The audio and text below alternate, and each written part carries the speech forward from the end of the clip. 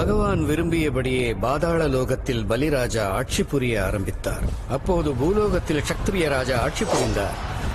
அவர் ஆட்சிக்கு வந்த பிறகு அதிகாரத்தை தன் கையில் எடுத்து பலவீனமான மக்கள் மீது கொடுமைகள் புரிந்தார். மக்களின் அழுகுரல் கேட்டு பகவான் விஷ்ணு, ரிஷி ஜமதக்னி, அவர் மனைவி ரேணுகா ஆகியோரது தவப்புதல்வனாக அவதரித்தார்.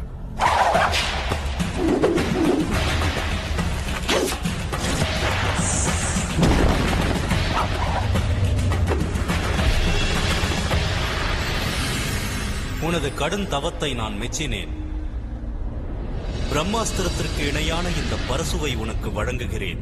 இனி உனக்கு தோல்வியே கிடையாது. இன்று முதல் நீ உலகத்தாரால் பரசுராமர் என்று அழைக்கப்படுவாய். பரசுராமர் தன் தாய் தந்தையரின் ஆசிரமத்திற்கு வந்து சேர்ந்தார். காலம் உருண்டோடியது. திடீரென்று ஒரு நாள்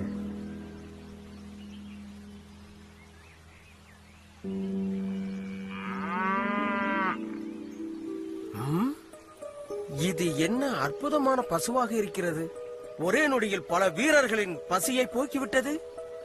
இது உங்கள் அரண்மனையில் இருக்க வேண்டிய காமதேனு. நீ சொல்வது சரிதான். இது பிராமண ஆசிரமத்தில் இருக்க வேண்டியதல்ல, நம் அரண்மனையில் இருக்க வேண்டியது. உங்களது வருகையால் இந்த பிராமணனின் குடில் புனிதமடைந்தது. அந்தனரே, உங்களுடைய காமதேனு எங்களுக்கு வேண்டும். அதற்கு உங்களுக்கு எவ்வளவு பொன் வேண்டுமானாலும் கேளுங்கள், தருகிறேன். மகாராஜா, என்னை போன்ற பிராமணருக்கு பொன் பொருளிலிருந்து என்ன பயன்? அது மட்டுமல்ல, காமதேனு எனது தாய்க்கு சமமானவள். தாயை நான் யாருக்கும் விற்க மாட்டேன். எதிர்த்து பேசினால் உன் நிலைமை என்ன ஆகும் என்று யோசித்து பார்த்தாயா? வீரர்களே, காமதேனுவை அரண்மனைக்கு எடுத்து வாருங்கள். எங்களுக்கு இடையூறு செய்தால் உங்கள் இருவரையும் கொன்று விடுவோம்.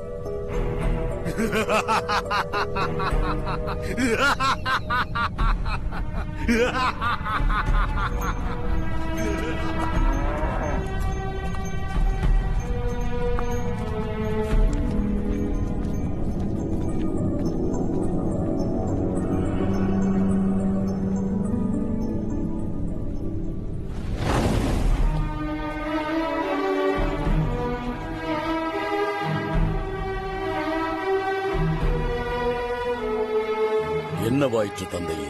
இருவருக்கும் ஏன் இந்த சோகம்? மகாராஜா, கார்த்தவேரி அர்ஜுன் நம் ஆசிரமத்திற்கு வந்திருந்தார். நான் அவரை வரவேற்று உபசரித்து மரியாதை செய்தேன். ஆனால் அவர் எண்ணம் தவறாக இருந்தது. அவரது வீரர்கள் காமதேனுவை எடுத்துக்கொண்டு போய்விட்டார்கள். எதற்காக அவர்களை போக விட்டீர்கள்? எங்களால் என்ன செய்ய முடியும்? வேறு வழி இல்லாமல் வேடிக்கை பார்த்தோம். நான் உங்களைப் போல் வேடிக்கை பார்க்க மாட்டேன். ராஜாவாக இருந்தாலும் சரி, சக்கரவர்த்தியாக இருந்தாலும் சரி, காமதேனுவுடன் தான் நான் திரும்பி வருவேன். ஒருவேளை அவர்கள் எதிர்த்தால் அவர்களை கொன்றாவது வருவேன். யுத்தம் செய்வது பிராமண தர்மம் அல்ல. நாம் ஞான மார்க்கத்தை போதிக்க வேண்டும். சத்திரியர்களின் கொடுமையை ஒரு முடிவுக்கு கொண்டு வருவதுதான் என்னுடைய தர்மம். அவர்களை சர்வநாசம் செய்வேன் என்று உங்கள் முன் சபதம் எடுத்துக் கொள்ளுகிறேன். நாளை சூரியோதயத்தின் பொழுது காமதேனு இந்த ஆசிரமத்தில் இருக்கும்.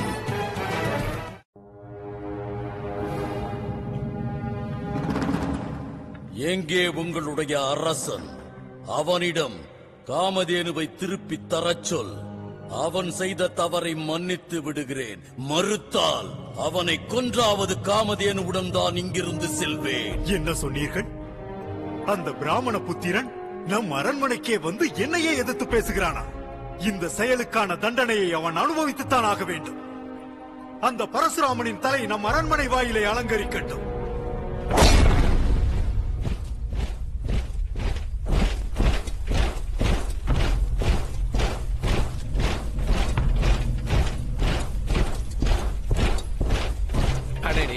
இந்த அரக்கர்களுக்கு பரசுராமரை பற்றி சரியாக தெரியாது போல இருக்கிறதே. யுத்தத்திற்கு வந்த பரசுராமரிடம் பிரம்மாஸ்திரத்திற்கு நிகரான சிவபெருமானின் அம்சமான பரசு என்கிற ஆயுதம் உள்ளதே.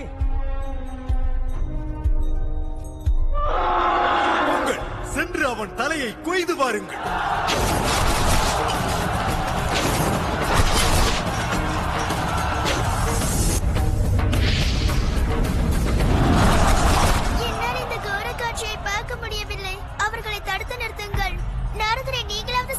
பரசுராமரை தடுப்பதா? அதுவும் நானா? என் நிலைமை என்னாவது? நாராயண நாராயண. பார்க்க பயமாக உள்ளதா? அப்படியானால் கண்களை மூடிக்கொள்ளுங்கள். என்னால் அவர்களது அழுகுரலை கேட்க முடியவில்லை. இதோ பார் பெண்ணே, நீயும் உன் செவிகளை மூடிக்கொள்.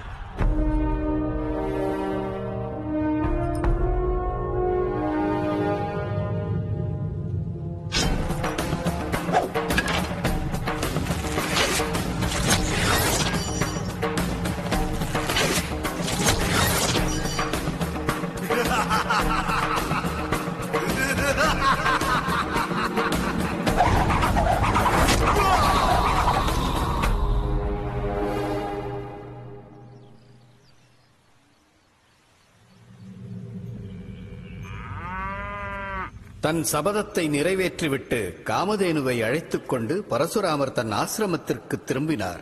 ஆனால் அங்கோ அரண்மனையில் துக்கம் சூழ்ந்திருந்தது. சபதம் செய்துவிட்டே என் தந்தையை கொன்றவனை பழி வாங்காமல் நீர் ஆகாரம் எதையும் எடுத்துக் கொள்ள மாட்டேன்.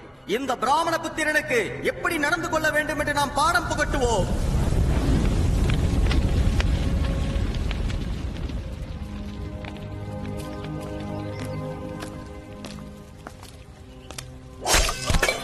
பழி வாங்கிவிட்டேன். உயிருக்கு பதில் உயிர், தந்தைக்கு பதில் தந்தை. வேண்டாம்.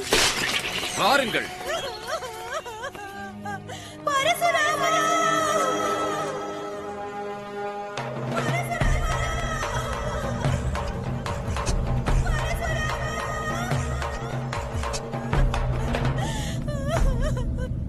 பரசுராமா, அந்த ராஜபுத்திரர்கள் உனது தந்தையை கொன்று விட்டார்கள். சத்திரியர்கள் எனது தந்தையை கொன்றுவிட்டதால் அவர்களது வம்சத்தையே பூண்டோடு அழிக்கப் போகிறேன். அம்மா, அப்பாவி பிராமணர்களை சத்திரியர்கள் வேட்டையாடுகிறார்கள்.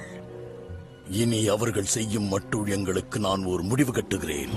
சத்திரியர்கள் இல்லாத பூமியை நான் உருவாக்குகிறேன்.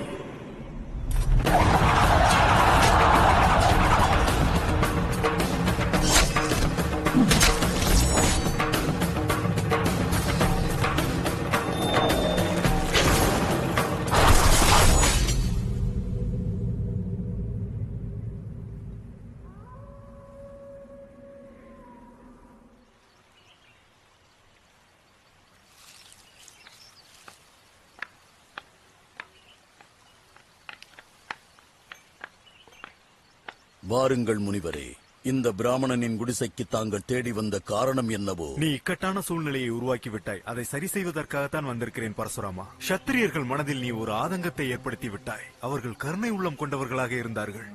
உலகம் என்ற தேர் சீராக செல்வதற்கு பிராமணர்களும் சத்திரியர்களும் அவசியம் தேவை என்ற விஷயத்தை நீ அடியோடு மறந்து விட்டாய்.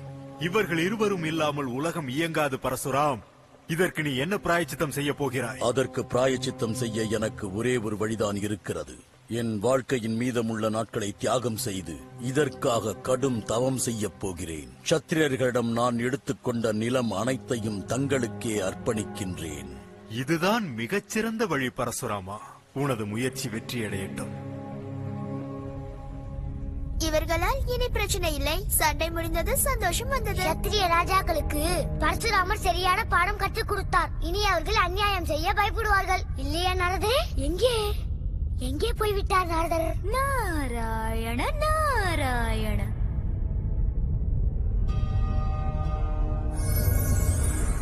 வரவேண்டும் தேவரிஷி. நாராயண நாராயண. தங்கள் முகத்தில் காணும் புன்னகைக்கு பின்னால் ஏதோ ஒரு சோகம் எனக்கு தெரிகிறது. தாங்கள் கூறுவது உண்மைதான். சத்திரியர்கள் மனதில் பரசுராமர் என்ற பயமும் அதனால் ஏற்படும் விளைவுகளையும் தாங்கள் பார்த்துக் கொண்டுதானே இருக்கிறீர்கள். இந்நிலை தொடர்ந்தால் பூமியில் கலவரம் ஏற்படும். சரியாக சொன்னீர்கள் தேவரிஷி. பூலோகத்தினை பாதுகாப்பது மிக அவசியம். என் கோபத்தினால் ஏற்பட்ட இந்த பிரச்சனைக்கு என் ஒருவனால் மட்டுமே விடை காண முடியும். அதை எப்படி செய்வீர்கள்? சத்திரியர்களின் மனதில் உள்ள பயத்தை போக்கி இழந்த மான மரியாதையை பெற்றுத்தந்து ஒரு அவதார புருஷனின் அவதாரத்தை எடுத்து தந்தையின் சொல்லை என்றும் தட்டாதவனாகவும் ஏகபத்தினி விரதனாகவும் வாழ்ந்து காட்டப் போகிறேன். இந்த அவதாரம்தான் தசரத புத்திரனான ராமனின் அவதாரம். என் நிலை வேறு யாருக்கும் வரக்கூடாது. நானே எனது புத்திரன் ராமனை 14 ஆண்டுகள் வனவாசத்திற்கு அனுப்ப வேண்டியதாகிவிட்டது. பரதனும் தங்களுடைய புத்திரன் தானே? அதோடு நீங்கள் எனக்கு வரம் கொடுத்திருக்கிறீர்கள், நான் என்ன கேட்டாலும் கொடுப்பேன் என்று. அதைத்தான் இப்பொழுது கேட்கிறேன். என்னுடைய மகன் பரதன் தான் அயோத்தியை ஆள வேண்டும். ஆனால் ராமன் 14 ஆண்டுகள் வனவாசம் செல்ல வேண்டும். தந்தையே, தாங்கள் கொடுத்த வாக்கை நிறைவேற்றுவது என்னுடைய கடமை. தங்கள் ஆணைப்படியே அனைத்தும் நடக்கும். நான் கொடுத்த வாக்கே என்னை இப்படி வதைக்கும் என்று நான் எதிர்பார்க்கவில்லை. என்னை மன்னித்து விடு ராமா, என்னை மன்னித்து விடு. என்னை தர்ம சங்கடத்தில் ஆழ்த்தாதீர்கள். சென்று வா என்று அனுமதி தாருங்கள்.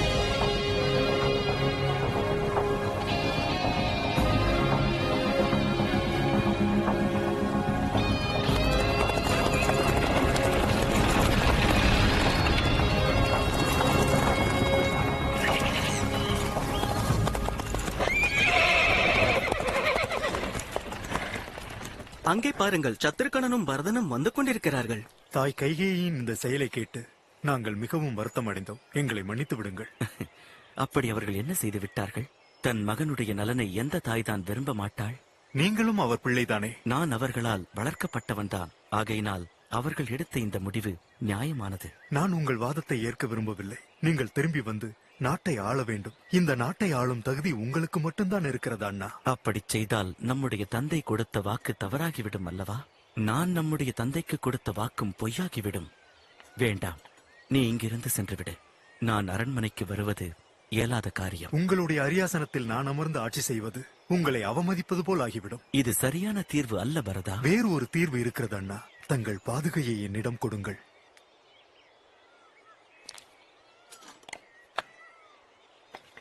நீங்கள் திரும்பி வரும் வரை இது தங்கள் அரியாசனத்தில் இருந்து தங்களுடைய பிரதிநிதியாக ஆட்சி செய்யும். என் மீது நீ வைத்திருக்கும் மரியாதையை நினைத்து நான் மெய்சிலிருக்கிறேன். செல், என் ஆசீர்வாதம் உனக்கு எப்போதும் உண்டு.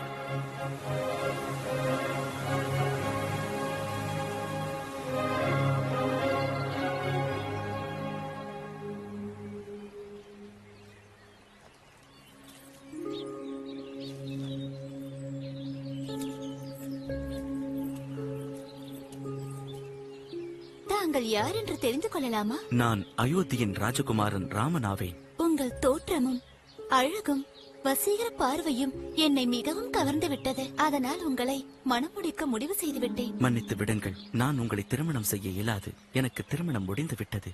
இவள் என் பத்தினி சீதா. ஒருவேளை நான் இவளை கொன்று விட்டால் தாங்கள் என்னை திருமணம் செய்து கொள்வீர்களா? உன் துர் எண்ணத்தை இதோடு விட்டுவிடு. அப்படியே விட்டு விடுகிறேன். தாங்கள் என்னை மணமுடித்துக் கொள்ளுங்கள்.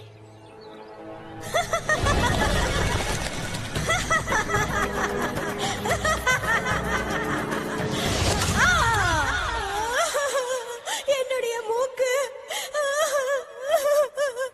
உனக்கு எவ்வளவு தைரியம் இருந்தால் இந்த லங்கேஸ்வரனின் தங்கை சூர்பனகியின் மூக்கை அறுப்பாய்.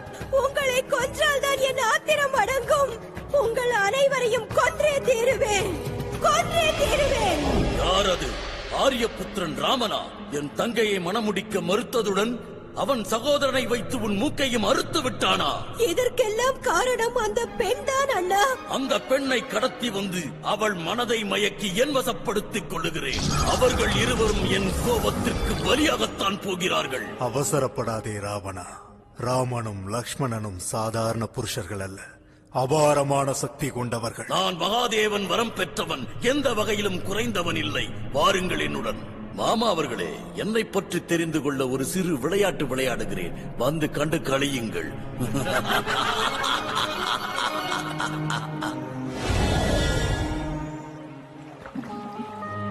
மாமா அவர்களே, தாங்கள் மாயமான் உருவெடுத்து அவர்கள் இருவரையும் இவ்விடத்தை விட்டு அகற்றுங்கள்.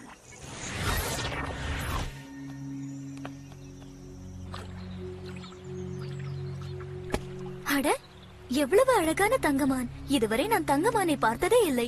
அதை எனக்காக நீங்கள் பிடித்து வருவீர்களா? முதல் முறையாக ஒன்று கேட்டிருக்கிறாய். நிச்சயம் பிடித்து வருகிறேன். லக்ஷ்மணா, கவனத்தோடு இரு.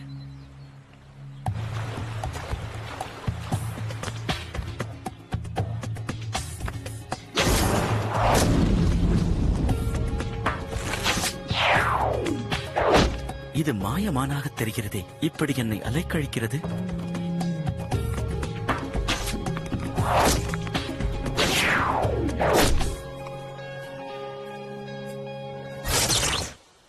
என்னை காப்பாற்று லக்ஷ்மணா, என்னை காப்பாற்று, காப்பாற்று. அவர் ஆபத்தில் இருக்கிறார். நீங்கள் சென்று அவருக்கு உதவி செய்யுங்கள் லக்ஷ்மணரே. அவரை பற்றி கவலைப்படாதீர்கள். அவர் புருஷோத்தமர், பாதுகாப்பாக தான் இருப்பார். காப்பாற்று, லக்ஷ்மணா என்னை காப்பாற்று! காப்பாற்று! லக்ஷ்மணா என்னை காப்பாற்று! உங்களுக்கு அவருடைய குரல் கேட்கவில்லையா? லக்ஷ்மணா! செல்லுங்கள், நான் ஆணையிடுகிறேன், செல்லுங்கள். உடனே சென்று அவரை காப்பாற்றுங்கள். இவள் உண்மையிலேயே ஒரு அழகு பதுமைதான். அந்த புறத்திற்கு அழகு சேர்ப்பாள் என்று நினைத்தேன். எனது அரியணையில் அமரக்கூடிய யோகம் உள்ளவள். தாயே, எக்காரணத்தை கொண்டும் நான் கிழித்த கோட்டினை தாண்டி வெளியே வராதீர்கள்.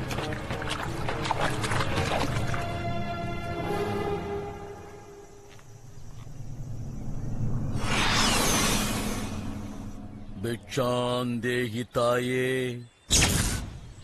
பிச்சாந்தேகி தாயே. சற்று இருங்கள் முனிவரே, நான் இதோ வருகிறேன். போய் வாருங்கள் தாயே. சீதையை தனிமையில் விட்டு இங்கெதற்கு வந்தாய்? தாங்கள் தானே உதவி கேட்டு கூக்குரல் எழுப்பினீர்கள். தாயின் ஆணைக்கு கட்டுப்பட்டு உங்களை காப்பாற்ற வந்தேன். ஓஹோ, புரிந்துவிட்டது.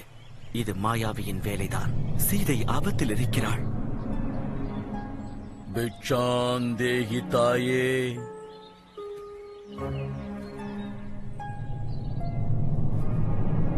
பிச்சாந்தேகி தாயே.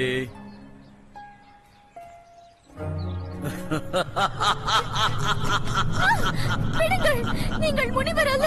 என்னை ஏமாற்றி விட்டீர்கள். நான் முனிவன் அல்ல தேவி, நான் ராவணன், லங்கேஸ்வரன். என்னை போக விடு.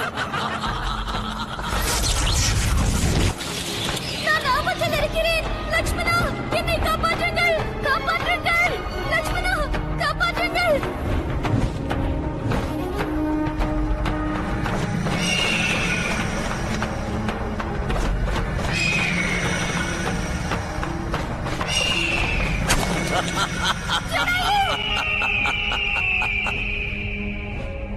அண்ணா, இது நிச்சயமாக சீதாதேவியின் குரல் தான். நாம் உடனே சென்று அவர்களை காப்பாற்றுவோம். காப்பாற்றுங்கள், என்னை காப்பாற்றுங்கள். சீதா தேவியின் இந்த அவதியை என்னால் பார்க்க இயலவில்லை. நாரதரே, என்னிடம் வாளை எடுத்துக் கொடுங்கள். நான் போய் அவர்களை காப்பாற்றி விட்டு வருகிறேன். மெதுவாக பேசு. அவர் காதில் விழுந்து விட்டால் நாம் எங்கே இருக்க முடியாது. அவசரப்படாதே பாலகா. உன்னை கடத்தி கொண்டு போன திருடர்களை விட ராவணன் 10,000 மடங்கு சக்தி வாய்ந்தவன். அதனால் அவனிடம் பகவானே யுத்தம் புரியட்டும். ஆஞ்சநேயர் பாரு. ஆஹா, ஆஞ்சநேயர் வந்து விட்டார். இனிமேல் நாம் வேடிக்கை பார்க்கலாம்.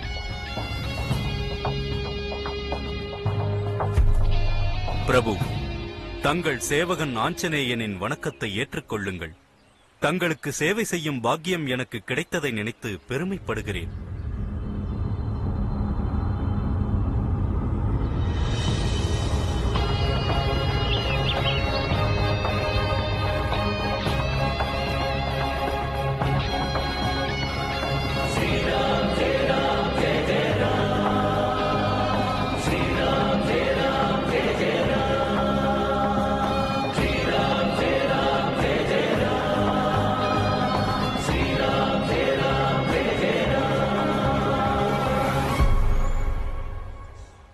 பிரபு, நான் சென்று அன்னை சீதாதேவி எங்கிருக்கிறார்கள் என்று கண்டு வருகிறேன்.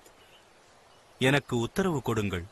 என் ஆசீர்வாதம் உனக்கு எப்போதும் உண்டு. சென்று வா. தசரத புத்திரன் ஸ்ரீ ராமச்சந்திர மூர்த்தி, வாயு புத்திரன் ஸ்ரீ ஆஞ்சநேயர். ராமநாமமே நாளும் சொல்லியே நாமும் முன்னேறுவோம்.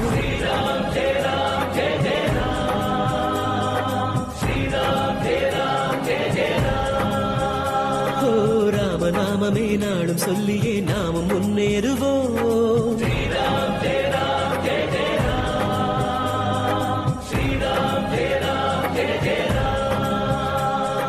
சக்தி பெற்றிட பக்தியோடு நாம், சக்தி பெற்றிட பக்தியோடு நாம் ராமநாமம் சொல்வோம். அனுதினம் ராமநாமமே சொல், எதிர்வரும் தடைகள் யாவையும் வெல்.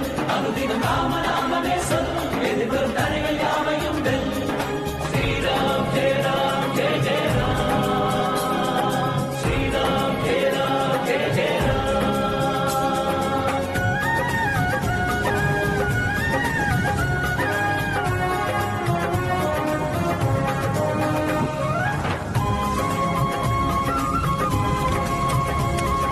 ராம பக்தனாய் ராம தூதனாய் நீ இருந்தாலே வெற்றி. ஆழ்கடலோடு வாழ்க்கை கடலை கடலையும் கடந்திட உதவிடும் நாமம். ராமபக்தனாய் ராமதூதனாய் நீ இருந்தாலே வெற்றி. ஆழ்கடலோடு வாழ்க்கை கடலை கடந்திட உதவிடும் நாமம். ஆழ்கடலோடு வாழ்க்கை கடலையும் ஆழ்கடலோடு வாழ்க்கை கடலையும் கடந்திட உதவிடும் நாமம். அனுதினம் ராமநாமமே சொல், எதிர்வரும் தடைகள் யாவையும் வெல். அனுதினம் ராமநாமமே சொல், எதிர்வரும் தடைகள் யாவையும் வெல். ஸ்ரீராம் ஜெய ராம் ஜெய ஜெய ராம். ஸ்ரீராம் ஜெய ராம் ஜெய ஜெய ராம். தர்மம் காக்கும் தீமை போக்கும் நாமம் ராமநாமம். ஸ்ரீராம் ஜெய ராம் ஜெய ஜெய ராம். பாறை கல்லும் கடலில் மிதக்கும் மாயம் செய்யும் நாமம். ஸ்ரீராம் ஜெய ராம் ஜெய ஜெய ராம். ராமநாமத்தின் மகிமையினாலே இலங்கையை வெல்வோமே. ராமநாமத்தின் மகிமையினாலே இலங்கையை வெல்வோமே. அனுதினம் ராமநாமமே சொல், எதிர்வரும் தடைகள் யாவையும் வெல். அனுதினம் ராமநாமமே சொல், எதிர்வரும் தடைகள் யாவையும் வெல்.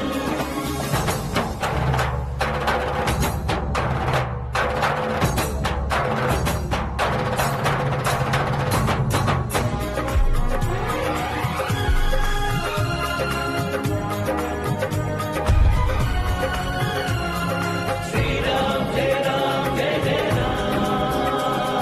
ஸ்ரீராம் ஜெய ராம் ஜெய ஜெய ராம். வானரங்களை வீரராக்கிடும் நாமம் ராமநாமம். கொடிய ராவணன் கொடுமை அழித்திடும் நாமம் ராமநாமம். வானரங்களை வீரராக்கிடும் நாமம் ராமநாமம். கொடிய ராவணர் கொடுமை அழித்திடும் நாமம் ராமநாமம். ஓ கொடிய ராவணன் கொடுமை அழித்திடும் கொடிய ராவணன் கொடுமை அழித்திடும் நாமம் ராமநாமம். அனுதினம் ராமநாமமே சொல், எதிர்வரும் தடைகள் யாவையும் வெல். அனுதினம் ராமநாமமே சொல், எதிர்வரும் தடைகள் யாவையும் வெல். அனுதினம் ராமநாமமே சொல், எதிர்வரும் தடைகள் யாவையும் வெல். அனுதினம் ராமநாமமே சொல், எதிர்வரும் தடைகள் யாவையும் வெல். அனுதினம் ராமநாமமே சொல், எதிர்வரும் தடைகள் யாவையும் வெல். அனுதினம் ராமநாமமே சொல், எதிர்வரும் தடைகள் யாவையும் வெல். அனுதினம் ராமநாமமே சொல், எதிர்வரும் தடைகள் யாவையும் வெல்.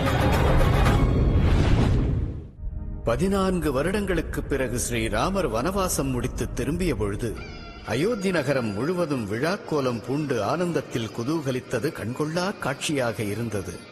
நகரம் முழுவதும் பெண்கள் தீபம் ஏற்றி மகிழ்ச்சி ஒளியை பரவச் செய்தார்கள். ஸ்ரீ ராமச்சந்திர பிரபுவிற்கு ஸ்ரீராமர் ராமராஜ்யத்தை நிலைநாட்டினார்.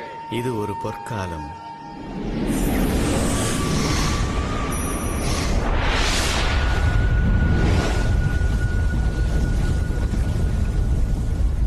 யுகம் மாறிய பிறகு அங்கு என்ன நடக்கிறது நாரதரே? அசுரர்களின் அரசன் கம்சனின் அட்டகாசத்தினால் பூலோகமே எரிகிறது. பகவானே, இந்த அநியாயங்களையும் அக்கிரமங்களையும் நாங்கள் சகித்துக் கொண்டுதான் இருக்க வேண்டுமா? கம்சனின் பாவங்கள் முடிவுக்கே வராதா? நீங்கள் தான் ஏதாவது செய்ய வேண்டும். பூமி தேவியின் அவல நிலையை கண்டும் நீங்கள் பேசாமல் இருக்கிறீர்களே. அரக்கன் கம்சன் பூமாதேவியை அவமதித்துக் கொண்டே இருப்பான். அதை நீங்கள் பார்த்துக் கொண்டே இருப்பீர்களா? கவலை வேண்டாம் தேவி. கம்சனின் அழிவு உறுதியானது. விரைவிலேயே நான் கம்சனின் தங்கை தேவகியின் வயிற்றில் 8வது புத்திரனாக பிறக்கப் போகிறேன். அந்த கிருஷ்ணாவதாரத்தில் பாவங்கள் அனைத்திற்கும் விமோசனம் கிடைக்கும். எந்த யுகத்திலும் இல்லாத அளவிற்கு மனிதகுலம் மேம்படும்.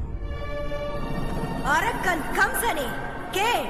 உன் சகோதரியின் திருமணத்தை நினைத்து சந்தோஷப்படுகிறாயா? ஆனால் அவளுக்கு பிறக்கும் 8வது குழந்தையினால் தான் உனக்கு மரணம் நிகழப் போகிறது. தேவகியையும் அவளது கணவர் வசுதேவரையும் சிறையில் அடைத்து வையுங்கள்.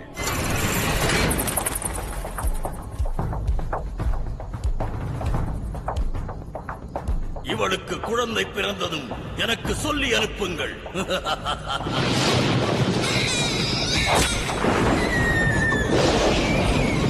ஒவ்வொரு சிசுவையும் நான் தான் கொள்ள வேண்டும். நாரதரே, பகவான் 8வது குழந்தையாக ஏன் பிறந்தார்? முதல் குழந்தையாகவே பிறந்திருக்கலாம் அல்லவா? எல்லாம் பரந்தாமனின் செயல், யாமறியேன் பராபரமே.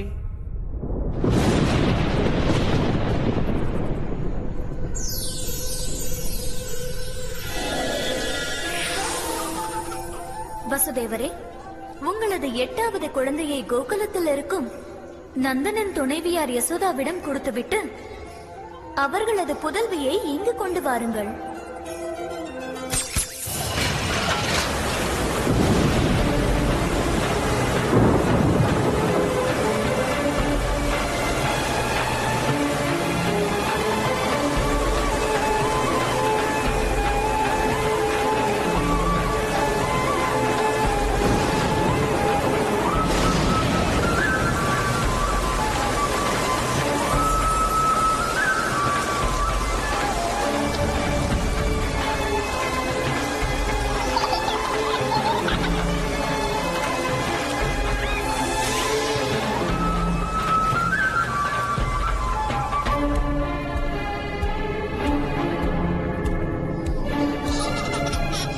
விட்டுவிடுங்கள், இவள் பெண் குழந்தைதான். இவளால் உங்களுக்கு என்ன ஆபத்து வரப்போகிறது? பெண்ணாக இருந்தாலும் இது 8வது குழந்தை அல்லவா?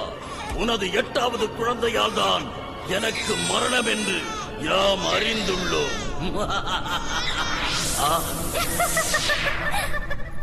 அரக்கன் கம்சனே, நீ இப்பொழுது உன் மரணத்திற்காக காத்திரு. அந்த 8வது குழந்தை உயிருடன் பாதுகாப்புடன் இருக்கின்றது.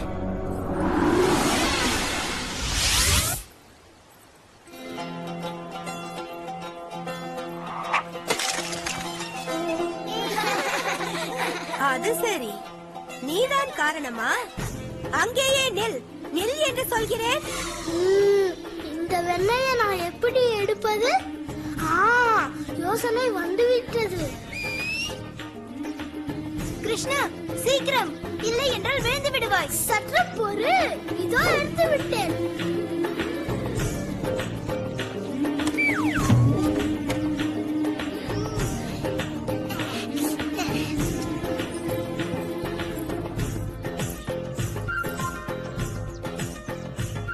உண்மையை சொல், நீ வெண்ணையை திருடி சாப்பிட்டாயா? விடுங்கள், நான் ஒன்றும் திருடி சாப்பிடவில்லை. நீ வாயை திறந்தால் நீ சாப்பிட்டாயா இல்லையா என்று தெரிந்துவிடும்.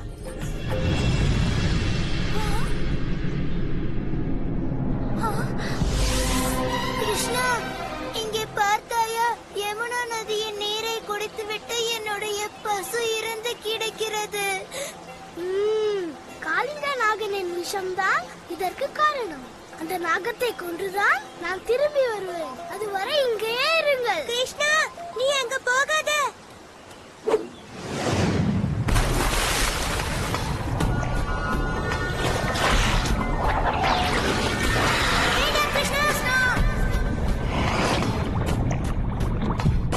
கிருஷ்ணா, கிருஷ்ணா, யாராவது வந்து என் கிருஷ்ணனை காப்பாற்றுங்கள்.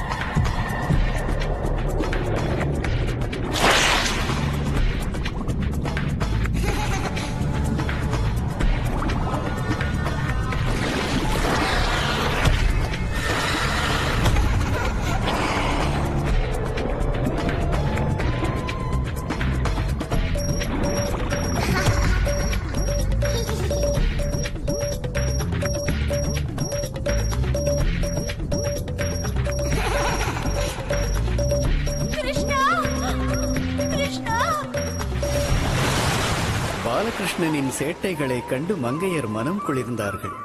கோகுல கிருஷ்ணன் அருகில் இல்லையே என்று கோபியர்கள் ஒவ்வொரு நிமிடமும் ஏங்கினார்கள். ராதை கிருஷ்ணன் மீது உயிராக இருந்தாள். எப்பொழுதெல்லாம் கிருஷ்ணரின் புல்லாங்குழல் இசை கேட்கிறதோ அப்பொழுதெல்லாம் கோபியர் தங்கள் காரியங்களில் கவனம் செலுத்துவதில்லை. ஆச்சரியமாக உள்ளது. உனக்கு என்ன ஆயிற்று பெண்ணே? இனிமையான சங்கீதத்தை கேட்டு என் மனம் துள்ளுகிறதா? மிகவும் ஆனந்தமாக இருக்கிறது. நானும் கோபியராக மாறி கிருஷ்ணருடன் சேர்ந்து ஆட மிகவும் ஆசையாக இருக்கிறது.